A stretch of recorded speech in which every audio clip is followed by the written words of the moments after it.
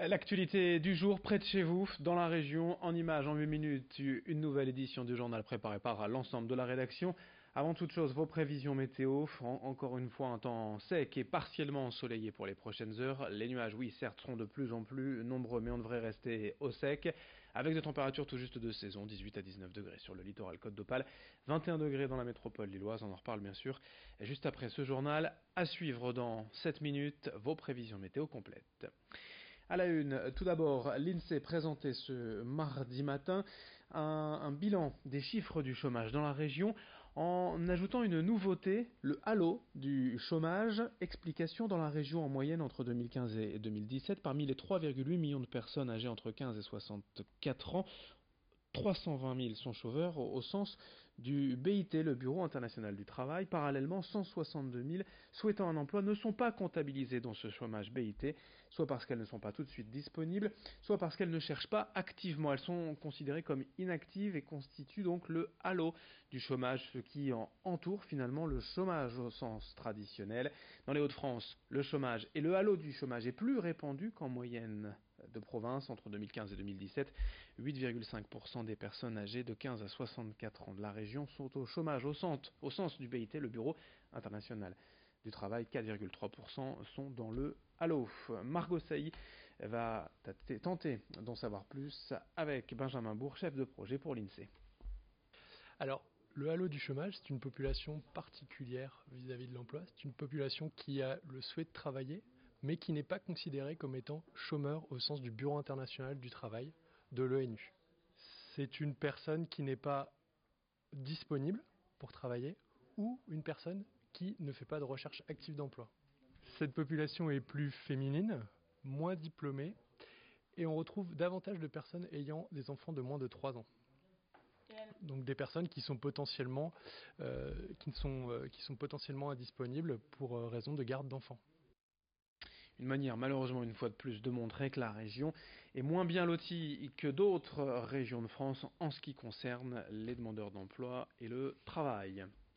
Dans ce journal, également le début de l'été, des vacances, c'est aussi la période pour les agences immobilières pour louer des appartements aux étudiants. Juillet et août sont en effet des mois de forte affluence, les sollicitations sont nombreuses. Dans la métropole lilloise où se concentre le plus grand nombre d'étudiants, les loyers sont stables ces derniers mois et tournent aux alentours de 500 € par mois pour un appartement avec une chambre. Évidemment, la colocation a toujours la cote chez les étudiants afin de bénéficier d'un lieu de vie plus grand, à prix réduit.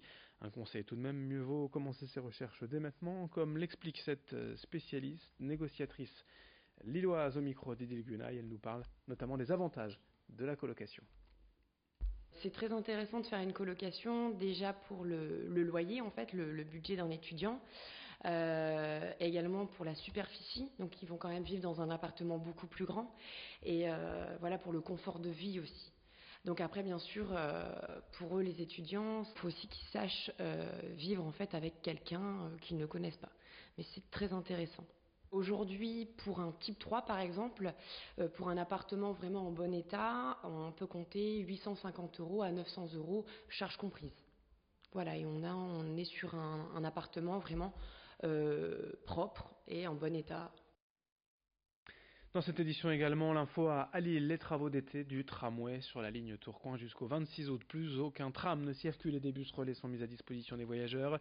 Au programme, le changement de 1000 traverses de bois, 17 km de rails, 10 aiguillages et de nombreux autres appareils. 130 personnes sont pour cela mobilisées tout au long de l'été. C'est un chantier d'ampleur inédite puisque ces équipements datent de 1992. Il était temps de les changer.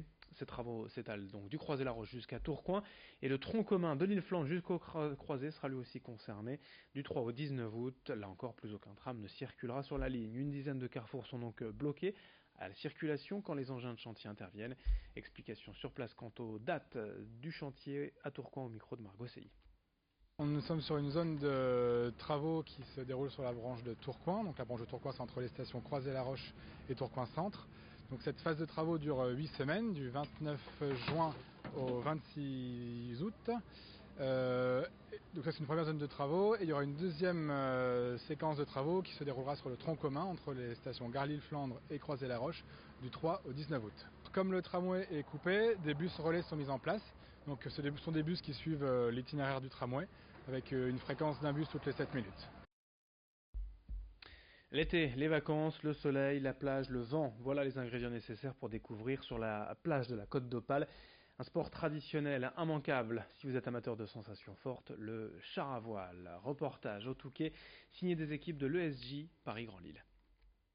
12 km de sable fin, du vent, une marée basse, le cadre est idéal pour pratiquer le char à voile, l'activité phare du Touquet Paris-Plage.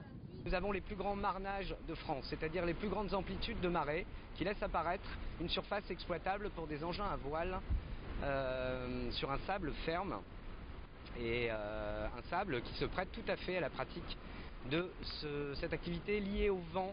Un sport extrême auquel ces personnes sont venues s'initier. Le cours dure 2 heures. Par mesure de sécurité, chacun son casque et la séance débute toujours par les premières instructions. Le matériel est simple, mais il faut connaître les commandes. Se rendre vers ce qu'on appelle un arrêt face au vent. D'accord ? Et c'est quoi ça ? On s'en sert pas du tout. C'est quelque chose qui permet, ne confondez jamais ça et le frein à main est à droite comme sur une automobile.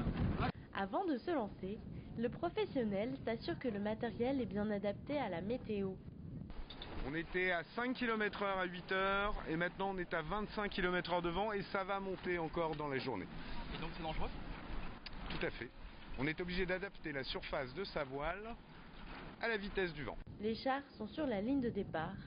Quelques participants appréhendent. Eh ben, on a un peu peur, mais on va y aller. Hein. On se rejoint un peu plus bas. Rapidement, la joie prend le pas sur la peur. Au ras du sol, le char est porté par le vent à une vitesse impressionnante. L'expérience est sensationnelle. C'est super, puis là on a des conditions exceptionnelles, donc je recommande, en toute sécurité bien sûr. C'est la première fois ? Oui, absolument. Une chose est sûre, ceux-là n'hésiteront pas à renouveler l'expérience. Le char à voile, c'est l'un des plaisirs de l'été et de la Côte d'Opale de manière générale. N'hésitez pas à vous y essayer, c'est toujours de fortes impressions. Fin de ce journal, dans un instant d'autres infos dont vos prévisions météo.